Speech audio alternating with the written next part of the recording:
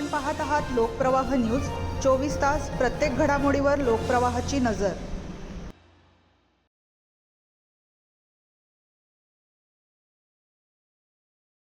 मुसळधार पावसामुळे अवघ्या 36 तासात अग्निशमन दलाकडे 79 आपत्कालीन कॉल। नाशिकमध्ये आपत्तीचा भडीमार। नाशिक शहरात सुरू असलेल्या मुसळधार पावसामुळे जनजीवन विस्कळीत झाले असून अग्निशमन दल आणि आपत्कालीन कक्षावर प्रचंड ताण निर्माण झाला आहे।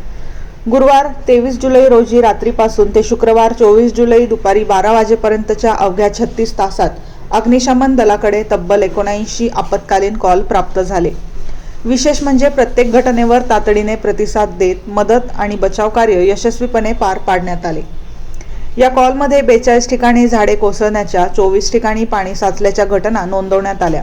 याशिवाय शॉर्ट सर्किट, रस्ते आणि अपार्टमेंट परिसरात वाहने अडकणे, भिंती व जुने वाडे कोसळणे, व्यक्ती आणि प्राण्यांची सुटका तसेच दोराच्या साहाय्याने बचाव कार्य अशा विविध घटनांचा समावेश होता।